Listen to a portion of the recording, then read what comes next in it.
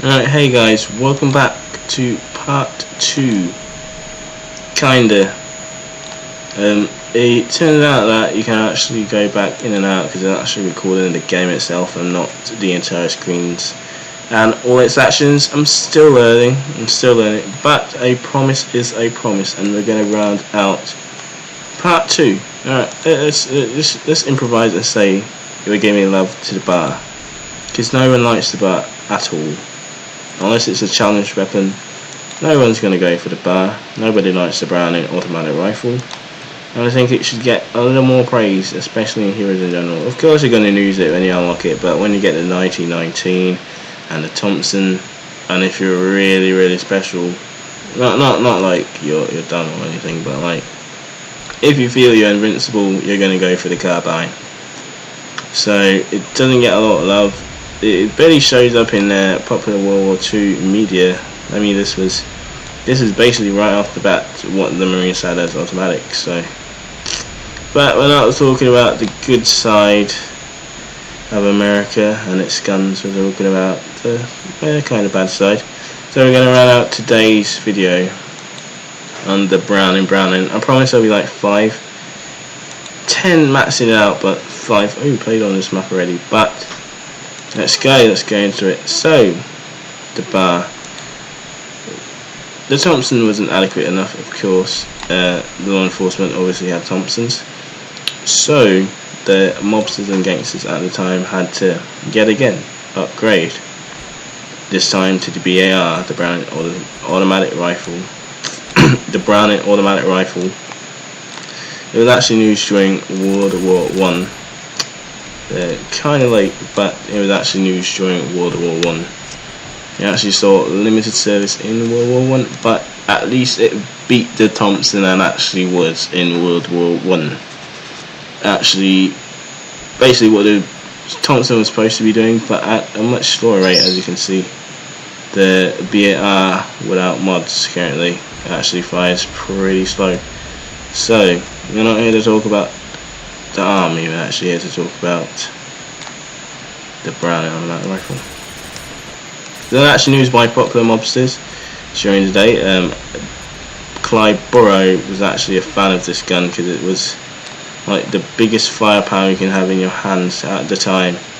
Of course, it was the 1920s and 1930s, so they weren't running around with AKs and Uzis and Gatling guns, if you want to be real absurd, but they had a nice selection of guns.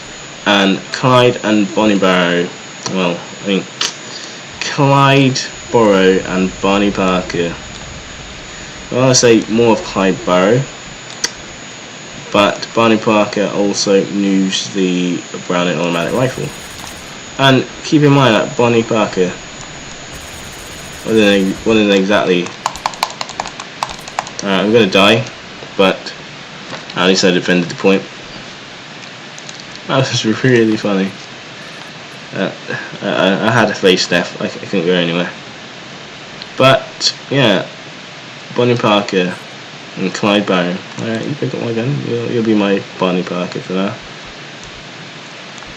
They actually use what they would call whippet guns. In a sense, they would get rid of those bipods. You don't even use them in the game.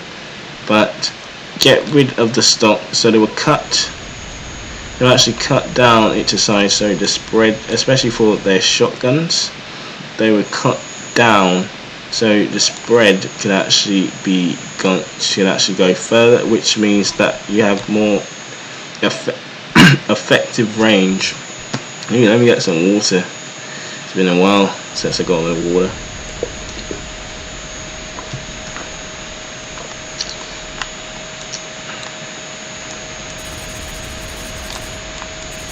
As you can see, this is a hard-hitting gun though, so don't think you can get away with just anything. Of course, I can't hit fire like the Thompson because this will go all over the place.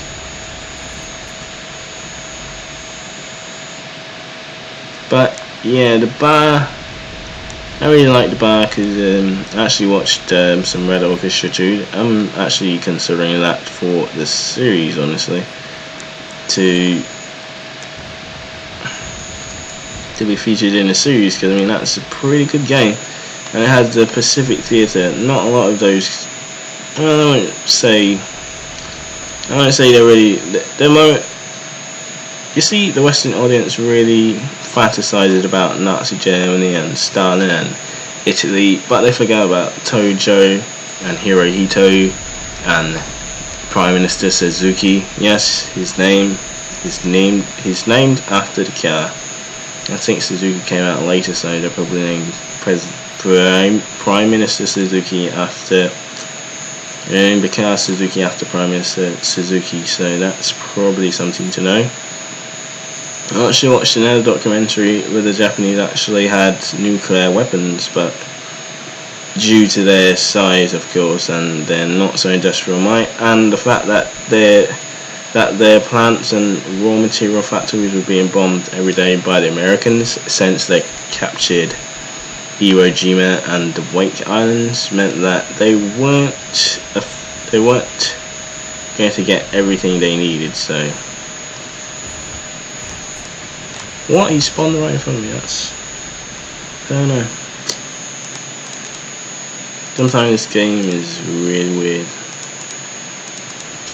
But I don't think I've given the bar enough justice. I really don't. I probably made it worse. But I really love the bar. It is my opinion. If they remove the handle and the blade pod, unless you use it, it will be a pretty solid weapon in this game. Because it just makes it a bit uglier. Probably it's a variant of the bar. You don't really see that when you're in mid-on sight, but when you're walking with it, it's just like, why are these here? Like when Call of Duty and those other people put bipods on their weapons, especially like the snipers, and they never use them at all. Obviously, it's more sleeker for a sniper because you don't have to support a lot of bullets being fired. You don't have to support a lot of RPM at one time. But still, it's like, why?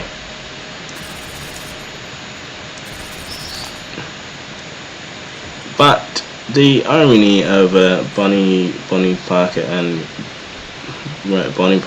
Clyde Barrow, sorry, that they're supposed to be a married couple, so that's why I'm going to say like Bonnie Barrow and that kind of stuff.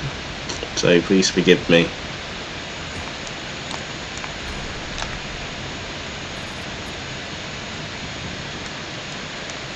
I thought I saw somebody move. Yeah, there we go. That's the whippet gun I know. That's the beautiful beast I know. Let's see if we can find anyone else. More than likely they're going to be spawning. Oh, he's actually... He killed himself? I don't know.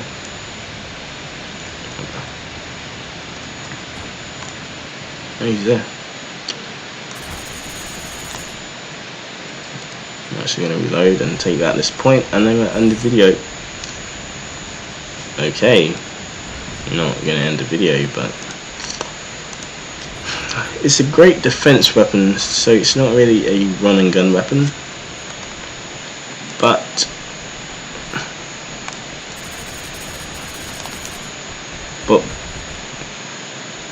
Clyde Barrow would always like modify his guns in some way, some fashion. He would cut down little bits and pieces he didn't need, make it less clunky, make it more portable, because that's what he was. He was a hit and run kind of guy.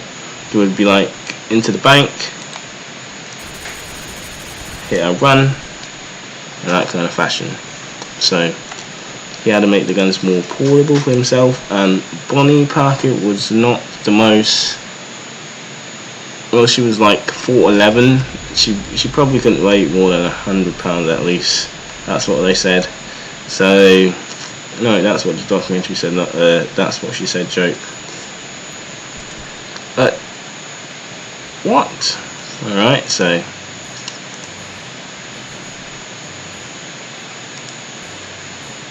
that was a